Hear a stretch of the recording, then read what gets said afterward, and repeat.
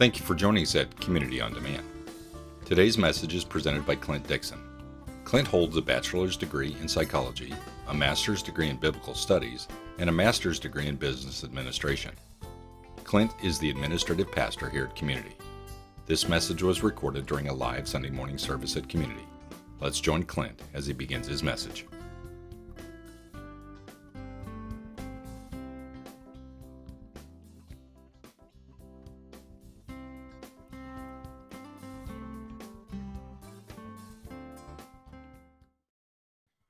Good morning. Well, we made it back from camp, and I'm only missing a finger, so we're good. No, we had an awesome time at camp, y'all. We went to Lake Tomahawk. That's out at a little out past Livingston. We were there for 4 days, and the theme of the camp was obedient. So they taught us about being obedient to Christ and trusting and having faith in Him. And our church small group time, we focused on having a relationship with God versus having fellowship with God. And we had a lot of great times. You can tell how fun that camp is. We had so much fun. And by Thursday, I believe that most of us were ready to come home.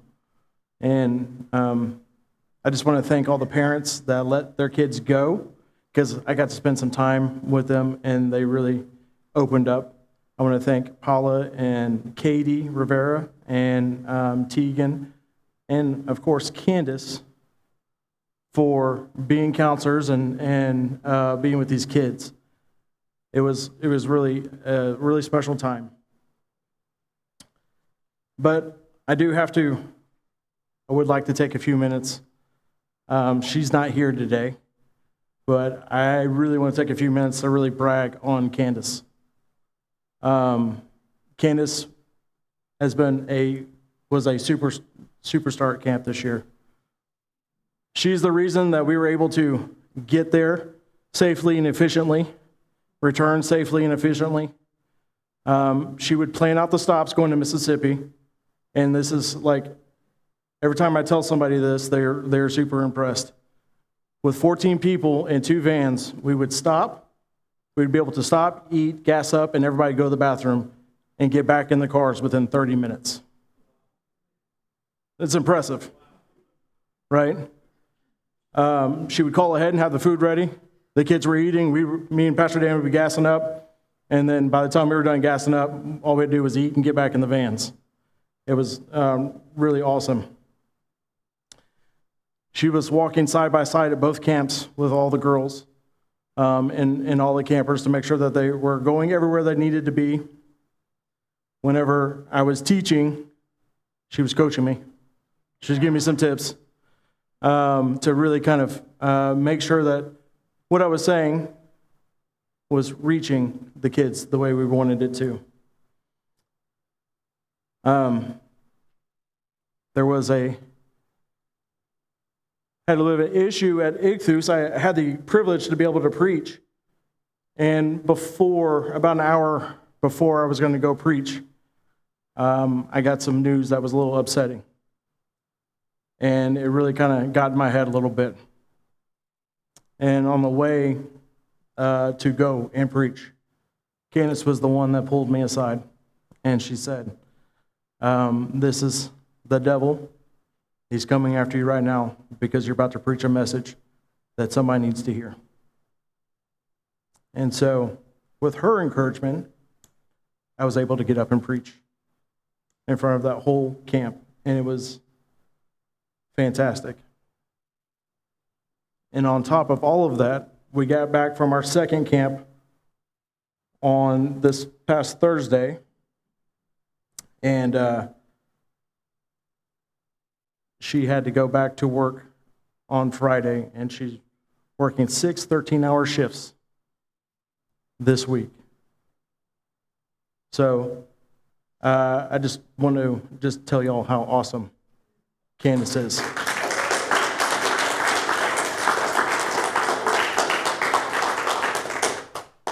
And I tell you, if you ever want to test your marriage, go to 2 camps in 2 weeks.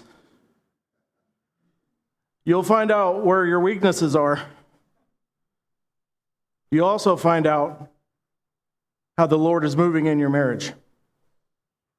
And that's exactly kind of what we found out. Even though it was extremely stressful, we were able to identify some of the ways that Satan is starting to use different ways that we feel about each other to kind of pull us apart. And now we were all on the same page, and we are praying, and we are coming together, and we didn't realize just how big of an issue spiritual warfare is, and it is. It is for these kids. It is for our marriage, your marriage. So what I want to do today is I want to stick in Ephesians like I did last week. And we're going to talk with the last few verses of chapter 5. We're going to be looking at Ephesians chapter 5, verses 22 through 33. Now, there's some problematic passages in here. I have done some weddings in the past. And let's just say the bride usually has an issue with one of these passages.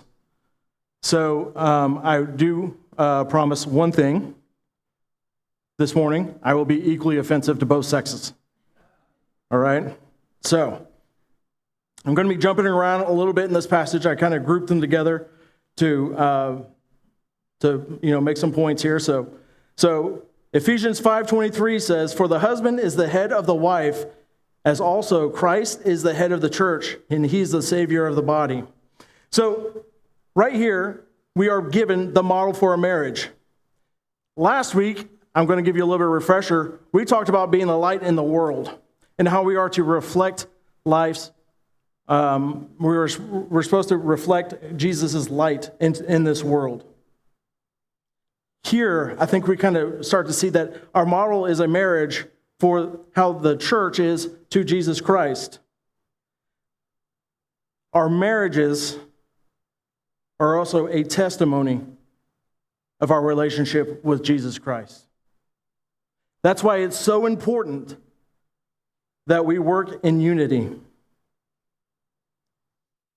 Ephesians 5:30 through 31 says, "For we are all members of his body, of his flesh and his bones. For this reason, a man shall leave his father and mother and be joined to his wife, and the two shall become one flesh."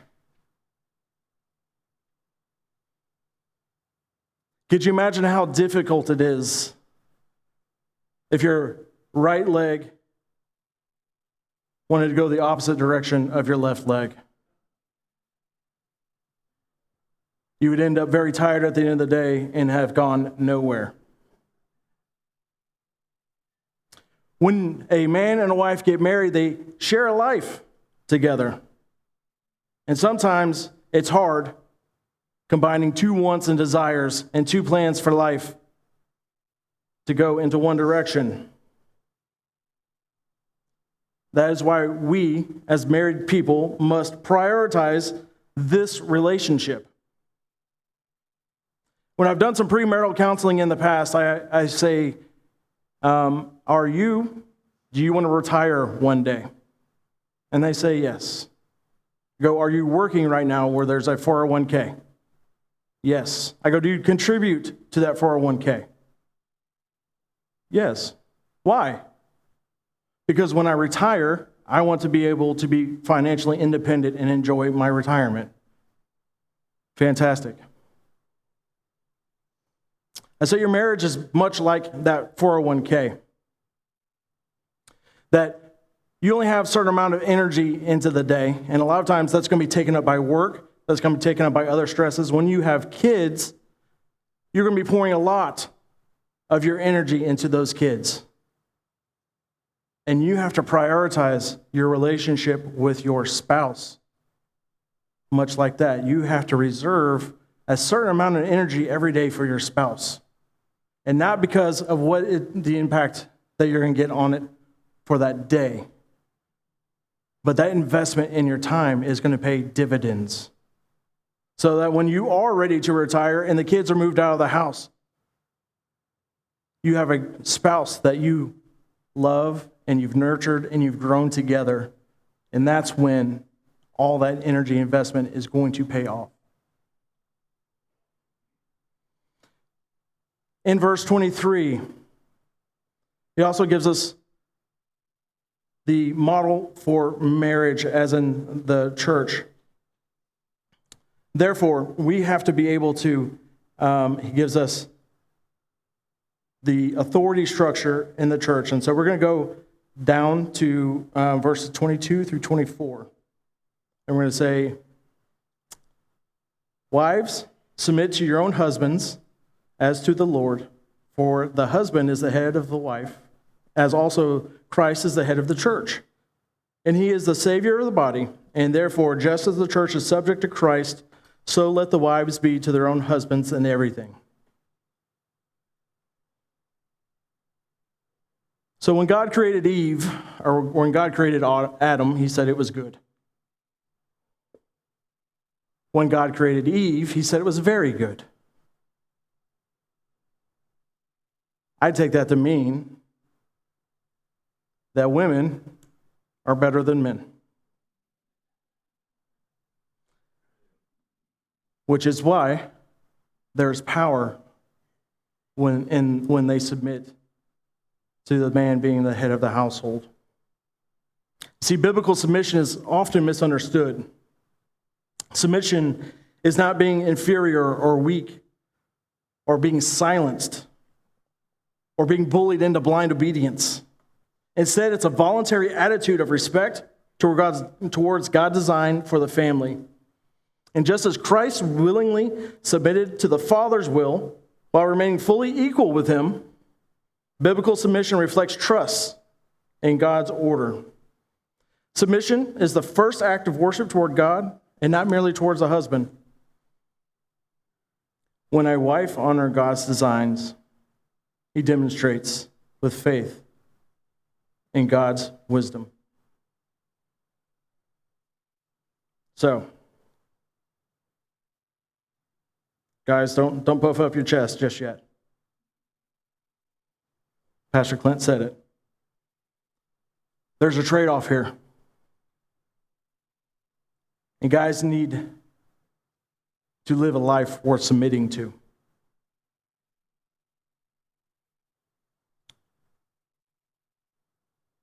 When you have a wife that is willing to submit to you, it's a privilege. It's not something to be abused or used. They are better than you in probably every conceivable way.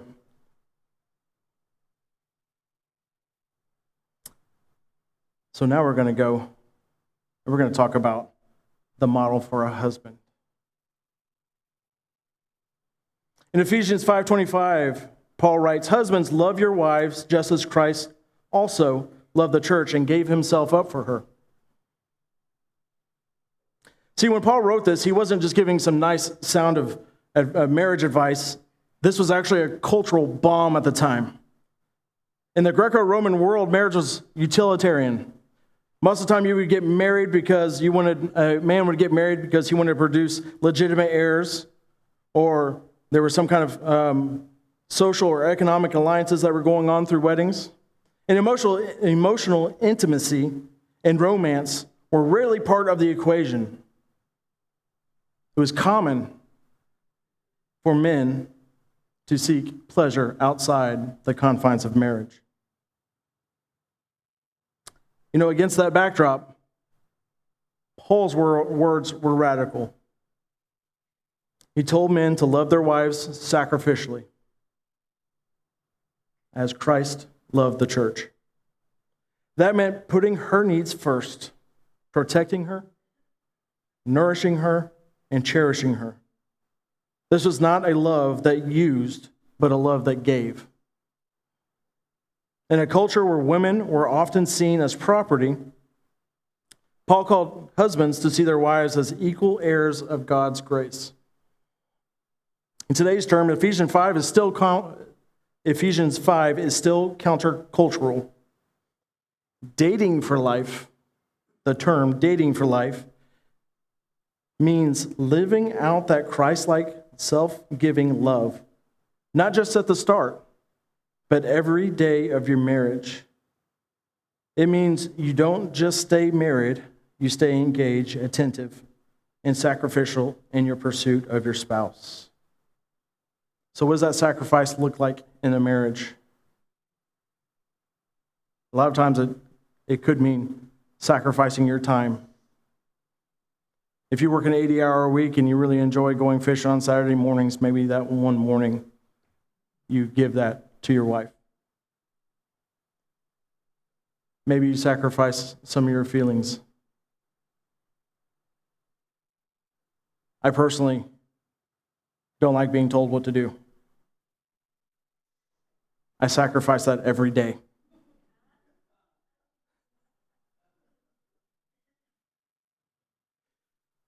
And wives, here's the question for you. Those sacrifices that your husband is doing for you, do you honor it? Do you see it for what it is? Do you show appreciation for it?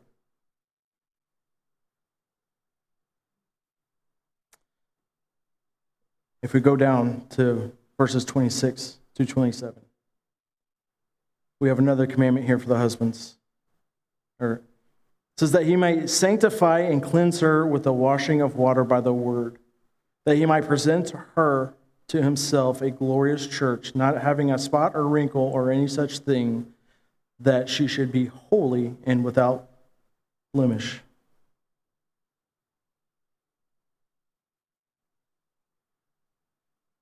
Fellas, to me that sounds like Paul's telling us that we are to be the family pastors. That we are to stand up in our wives' spirituality and growth with God is our responsibility. It is our duty to make sure that we are reading with her, that we are praying with her, that we are showing how God is working in our lives. I believe one day when we each meet Jesus, that is something that we will have to be accountable for.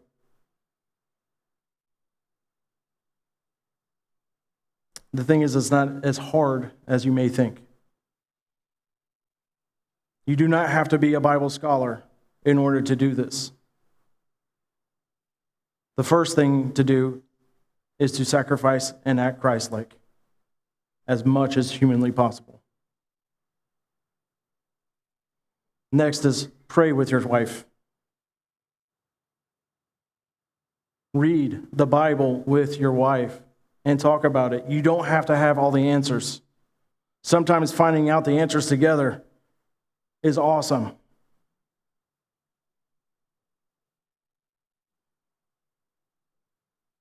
But your family and your wife's spiritual growth is your responsibility.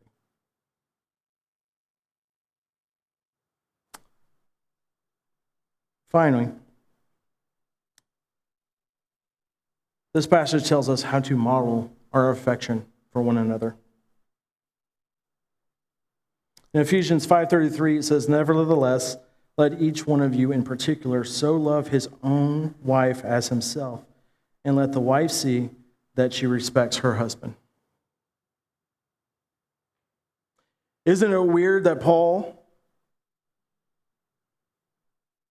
asked the husband and the wife to do two separate things?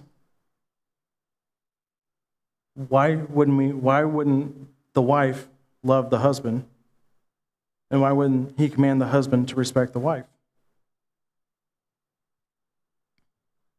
As I look at this passage, I think he is asking each sex to do the hardest thing, the most uncomfortable thing for them to do. I think it's easier for women to love. They're built for that. And I think it's easier for men to respect. We are built for that. We go looking for that. And I may be way off base with this, but I kind of see that in kids kind of growing up. in the way that they deal with each other. Girls, whenever they like somebody, have a friend, they're all very close, and it's an emotional bond. And they even hate to kind of tell them something they think that might hurt their feelings. But the moment that bond's gone, or they feel hurt themselves, they use their words and they will say the most hurtful things they can think of to one another. Whereas boys, and I'm not speaking for every boy, but we usually like to get a little physical. And it's usually not a huge, serious injury fights, but we just want to test each other to kind of see what we're made of. If you look at male sports, American football, that's exactly what that is. You want to have, and me growing up, I always wanted to have guy friends that were never back down, right? So I think women want to feel love. In Colossians, it says, "Husbands, love your wives, and do not be bitter towards them. Do not be harsh towards them." The words we use can damage your wife far more than anything.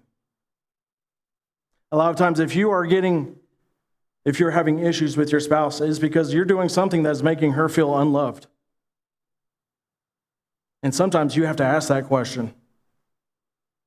Did I say or do anything that has made you feel unloved? And I promise you, you'll be surprised what they will tell you. Because it won't even dawn to you. It won't even occur to you that you did whatever it was. And wives, in Proverbs 21:9, it says, "Better to live on a corner of the roof than share a house with a quarrelsome wife."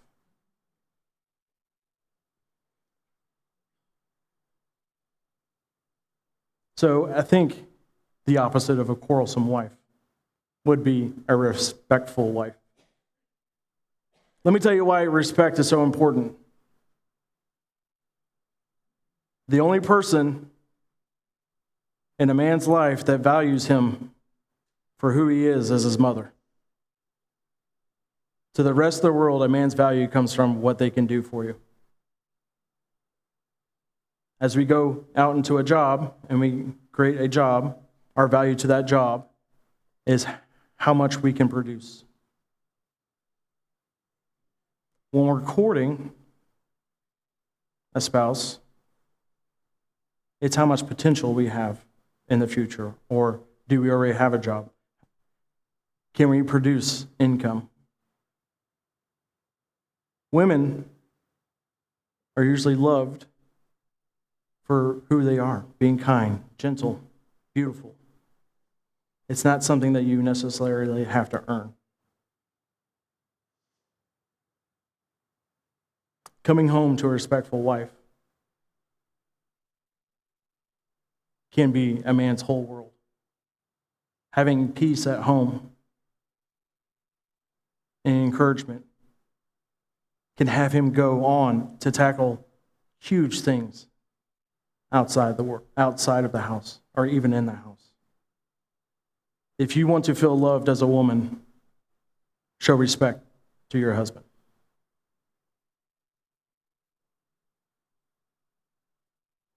Got one little quote from a poet, and then I'm going to pray for us. So Rainier Rilke is an Australian poet. He once wrote, "For one human being to love another, that is perhaps the most difficult of our tasks, the work for which all other work is but preparation." So let's think about this for a moment. If we prepare for our careers, we often go to school, we get training, and we learn the craft. Most of the time, if it's a trade, you're going to Start as an apprentice and work your way up to journeyman to, master. When we have kids, we can read books on parenting, we can seek advice from those around us, and we adjust our lives for children. But what this poet is saying is the greatest preparation in life is for the work of loving another person well. He calls it the most difficult of our tasks, because real love isn't a moment, it's a lifetime. It's choosing kindness when irritation would be easier. It's listening when you'd rather defend yourself. It's learning how to navigate changes in your spouse over the years without losing connection. In marriage, this means we have to keep being students of our spouse. We have to show up every day, willing to grow, to practice, and to try again. Dating for life means treating love like a craft you're dedicating to mastering. Or the longer you're married, the better you become at it.